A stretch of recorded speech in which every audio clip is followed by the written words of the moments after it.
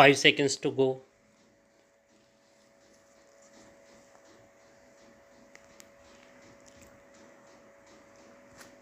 Start.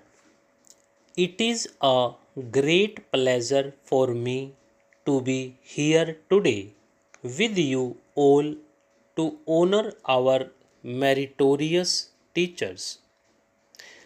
I would like to congratulate the recipients of awards who have earned this distinction through sustained hard work and dedication. I am confident that this national recognition to teachers will inspire all others in the teaching profession to do their best and win similar recognition in the coming years. The nation is celebrating today the Teachers' Day, which coincides with the birthday of Dr. S. Radhakrishnan, an illustrious son of India and a distinguished predecessor of mine. He was a teacher himself, and his contribution to the world in the field of learning is well known. It is heartening to note that there are several teachers who are devoted to the profession and work hard for the development of young minds in spite of hardships and unsettling conditions in many areas. I hope that the entire teaching community will emulate their example and try to reach the standards attained by the award winners who are with us here today. These awards were instituted by the government in order to focus the attention of the nation on teachers and their welfare. Methods of teaching are constantly undergoing change, whether it be in the teaching of humanities or of sciences. Emphasis is now rightly given to stimulating a pupil's interest and curiosity and making him eager to learn rather than being a passive recipient of information. Gone are the days when pupils could be made to learn things by rote. Teachers have now to keep themselves abreast of new and improved methods of teaching.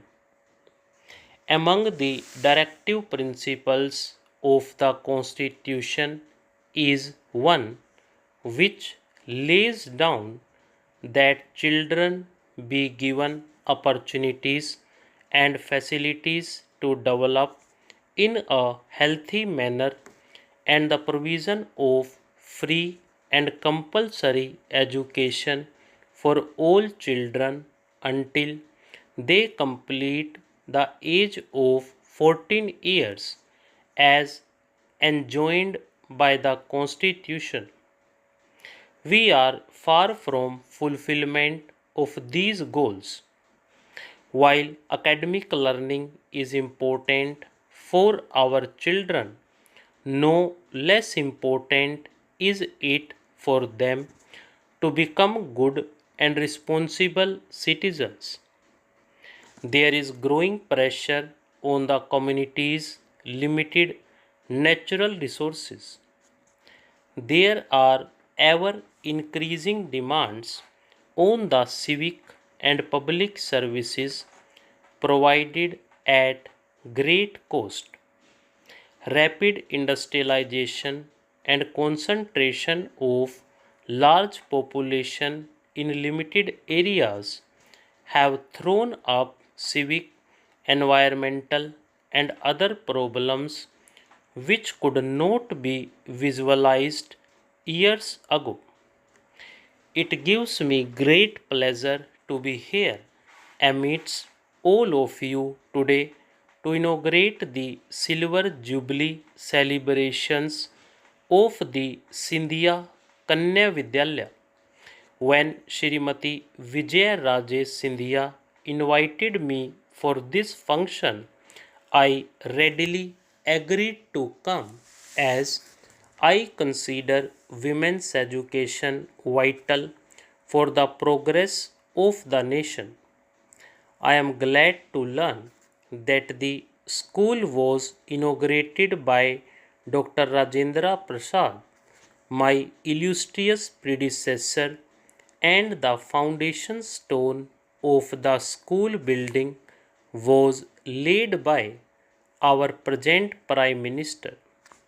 The school has made rapid progress and has acquired a good name for itself as a public residential school for girls. The principal staff and the management deserve to be congratulated on this achievement. I am happy to know that the government of India have enlisted this institution as an approved residential school and some merit scholars are sent here for study. The school, I am informed, has among its students some from Manipur and Assam and also Jammu and Kashmir. Intermingling of pupils from different parts of the country helps to promote harmony and understanding between the various linguistic areas, which is essential for the country's unity. In our freedom struggle under the leadership of Mahatma Gandhi, women played a great role as they did earlier with Rani Jhansi Bai fighting the British. Here I must make a reference not only to these great women like Sarojini Naidu, who actively participated in the freedom struggle, but to the large number of women who looked after the families when their men folk courted arrest and went to jails and silently suffered privation in the hope of seeing a free India someday. Here, the memory of Kasturba Gandhi also comes before our minds and inspires us. Our ancient scriptures tell us that the gods are pleased where the women are held in esteem, and gods bless those families where women are happy and well treated. While this was so in the glorious past, these values were forgotten over the centuries because of many historical factors.